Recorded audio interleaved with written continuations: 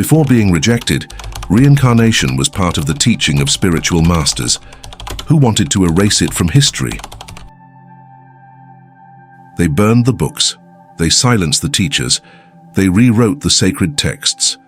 In the year 553, at the Second Council of Constantinople, something extraordinary happened that would alter the spiritual destiny of billions of souls for the next 15 centuries.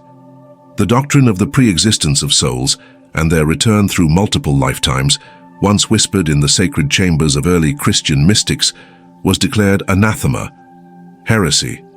A teaching so dangerous it had to be erased from memory itself. But why would the Church fear an idea that offered hope of redemption across lifetimes? Why would they condemn a belief that suggested every soul could eventually return to divine grace, no matter how far they had fallen?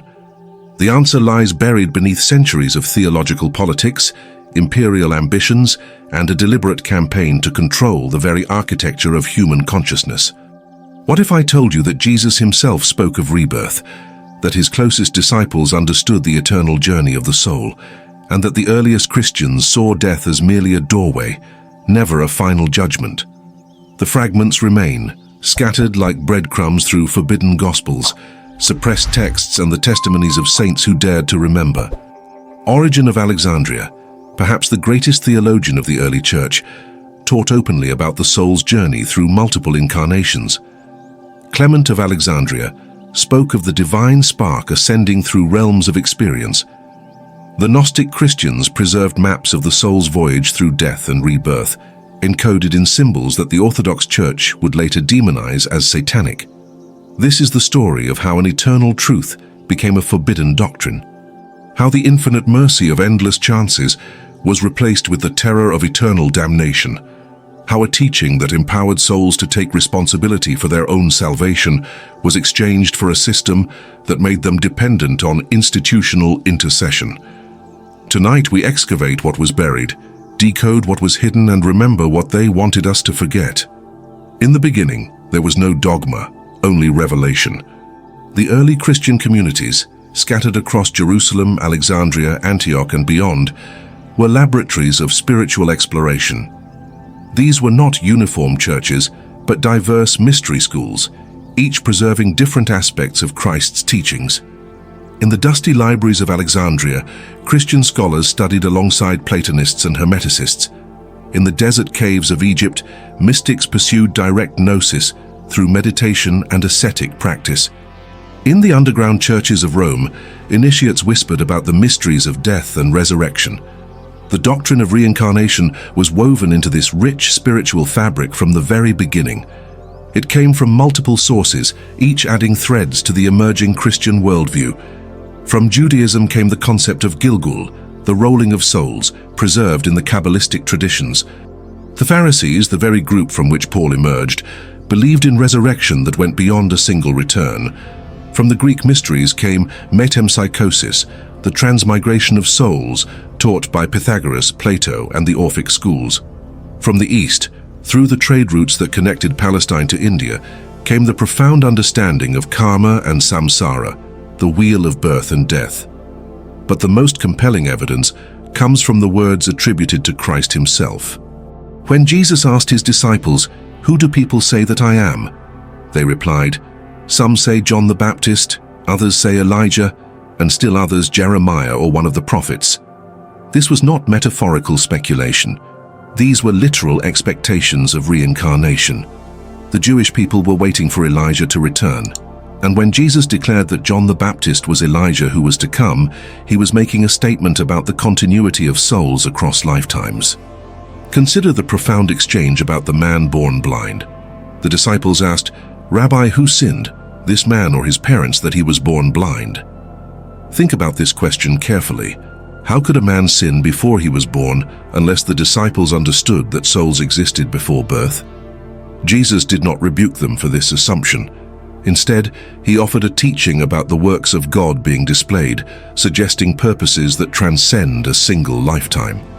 The most systematic presentation of reincarnation in early Christianity comes from Origen, writing in the 3rd century.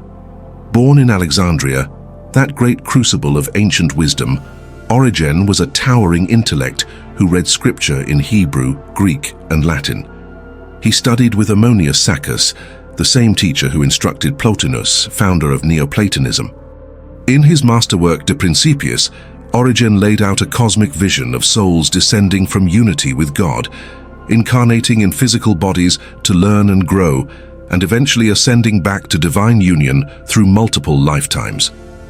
For Origen, this was not speculation, but necessary theology. How else could one explain the vast inequalities of human birth? Why are some born into privilege, while others enter lives of suffering? Why do infants die before they can choose good or evil? The orthodox answer that God's will is mysterious and arbitrary satisfied few thinking Christians. Origen's answer was that each soul enters the exact circumstances needed for its education and evolution, based on choices made in previous existences. This teaching flourished for 3 centuries.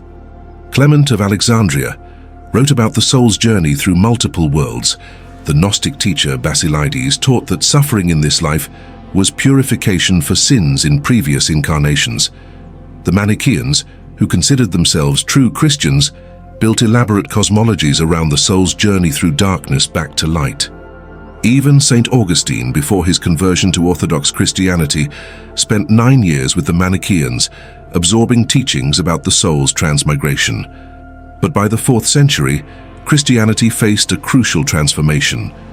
The Emperor Constantine legalized the faith, and suddenly a persecuted mystery religion had to become an imperial institution. The needs of empire are different from the needs of mystics. An empire needs clear authority, simple dogmas, and most importantly, control over the ultimate fate of its subjects. The teaching of reincarnation posed several threats to imperial Christianity. First, it suggested that salvation was a gradual process over many lifetimes, reducing the urgency of immediate conversion and obedience.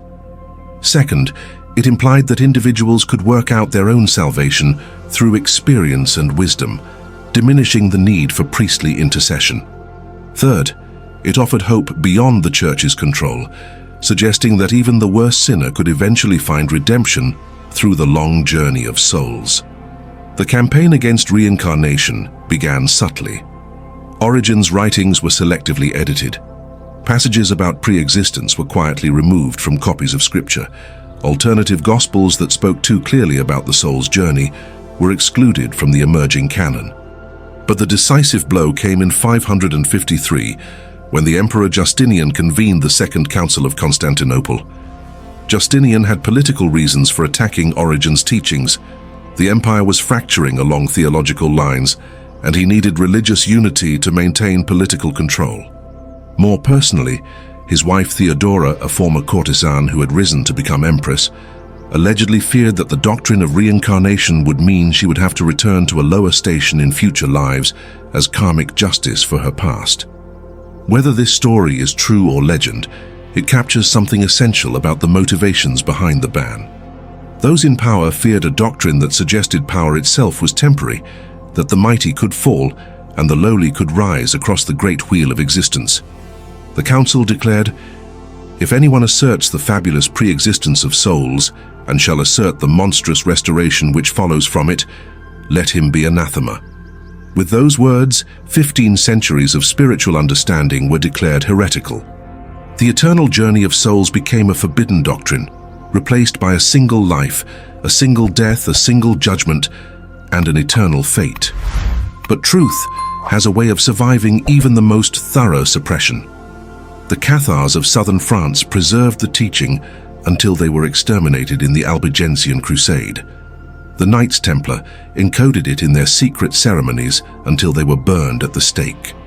The Rosicrucians, the Freemasons, the Kabbalists all kept fragments of the ancient understanding alive in their hidden traditions.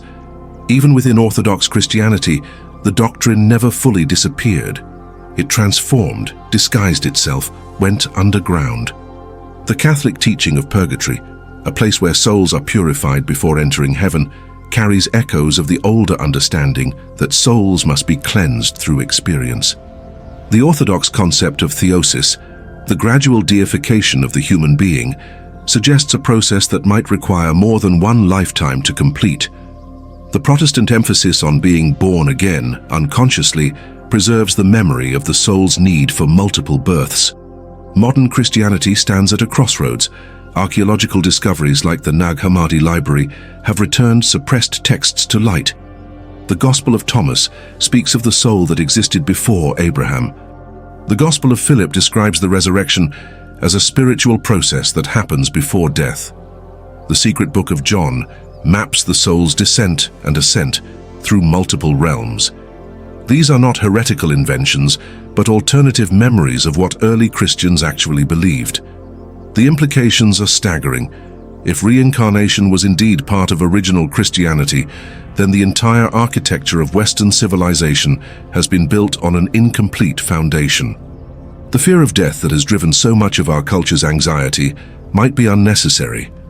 The desperate grasping for salvation in a single lifetime might be a manufactured urgency. The crushing guilt and despair that comes from believing in eternal damnation might be a control mechanism rather than divine truth. But recovering this teaching is not about returning to the past.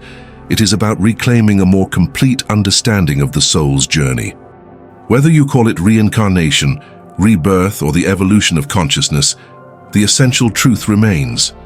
We are eternal beings having temporary experiences, not temporary beings facing eternal consequences. Each life is a chapter, not the entire book.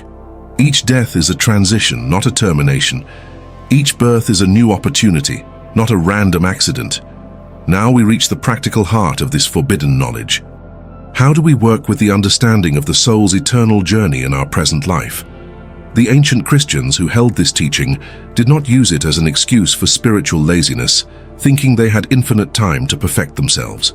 Rather, they saw each lifetime as precious, a unique opportunity for specific learning and growth that might not come again in the same way. Begin with a simple meditation that the Gnostic Christians practiced. Sit quietly in the hour before dawn, when the veil between worlds is thinnest. Close your eyes and imagine your consciousness as a flame, eternal and indestructible. See this flame existing before your body was formed, choosing to enter this particular life for particular purposes. What did you come here to learn? What patterns are you here to break? What gifts are you here to give? Let the answers arise naturally, without forcing them. The soul remembers, even when the mind forgets. Next, examine your strongest attractions and aversions. The ancient teachers understood that we are drawn to people, places, and situations that carry unfinished business from other existences. That instant recognition when you meet someone for the first time, that unexplained fear of something that has never harmed you in this life, that natural talent that seems to come from nowhere, these are all threads connecting you to the larger tapestry of your soul's journey. Keep a journal of what the Alexandrian mystics called soul memories. These are not necessarily literal memories of past lives, but patterns, symbols, and themes that repeat in your dreams, your imagination, and your daily experience. Over time, you will begin to see the deeper curriculum your soul has chosen for this incarnation. This is not about escapism or fantasy, but about recognizing the eternal perspective within your temporal experience. Most importantly, practice what Origen called conscious dying. This does not mean physical death, but the daily practice of releasing identification with the temporary aspects of yourself. Each night before sleep, review your day as if you were preparing to leave this life. What would you take with you? Only the love you have given and received, the wisdom you have gained, the strength you have developed. Everything else, your possessions, your titles, your grudges, your anxieties, dissolves. This practice prepares you for the great transition while teaching you what is truly valuable in this life. The suppression of reincarnation in Christianity was more than a theological edit. It was a fundamental alteration of humanity's relationship with eternity. It replaced the patient love of a universe that offers endless opportunities for growth with the harsh judgment of a system that allows only one chance. It exchanged the empowerment of souls taking responsibility for their own evolution with dependence on institutional salvation. It transformed death from a doorway into a wall. But walls crumble, suppressed truths resurface. The teaching that was burned in the public squares has been kept alive in the human heart. Every child who remembers another home, every mystic who sees beyond the veil, every person who knows with absolute certainty that death is not the end, carries a fragment of this forbidden knowledge. The restoration of this understanding does not require converting to another religion or abandoning Christianity. It requires only the courage to look beyond the edited version of history, to question why certain teachings were so threatening they had to be destroyed, and to trust the deep knowing that whispers, "You have been here before. You will be here again, and this journey is far grander than they told you." We stand now at a moment of spiritual recovery. The texts that were hidden have been found. The teachings that were silenced are being spoken again.